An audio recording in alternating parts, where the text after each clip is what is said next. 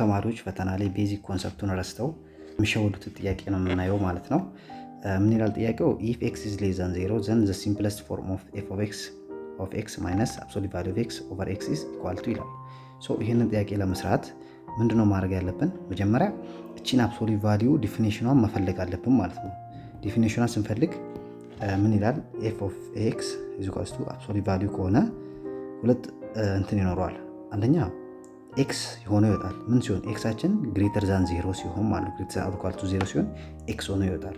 ኦር ደግሞ ማይነስ x ሆኖ ይወጣል። ምን ሲሆን xአችን ሌስ ዛን 0 ሲሆን ማለት ነው። አሁን እኛ እዚህ ጋር ዲፊኒሽናችን ላይ ዲፔንድ ሆነን ይሄንን ኢኩዌሽን እንሰራለን ማለት ነው። ምን ይላል? f of x ጥያቄያችን f of x is equal to x minus absolute value of x over x። እቺ ነገር ለማውጣት ምን መጠቀም አለብን? ዲፊኒሽኑን ፎሎ ማድረግ አለብን ማለት ነው። ዲፊኒሽኑ ምን ይላል? xአችን ግሬተር ዛን 0 ከሆነ x እንወስዳለን፣ ሌስ ዛን 0 ከሆነ ደግሞ ማይነስ x እንወስዳለን። እዚህ ጋር ደግሞ እንደ ሩል ምን ተሰጥቶናል? xአችን ሌስ ዛን 0 ተብሎ ተሰጥቶናል ማለት። ስለዚህ እቺኛውን ቫልዩ ነው የምንወስዳው ማለት ነው። እሷ ስንወስዳት ምን ይሆናል? f of x is equal to x ማይነስ አሁን እቺ ቫልዩ ነው በዚህ ቦታ የምንከተው ማይነስ x over x።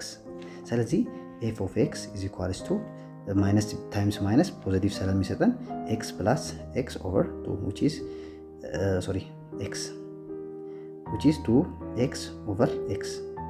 ስለዚህ ይሄንን ሲምፕሊፋይ ስናደርገው f of x አችን ምን ይመጣል ማለት ነው? ይሄ በዚህ ተሐፋል 2 እናገኛለን ማለት ነው።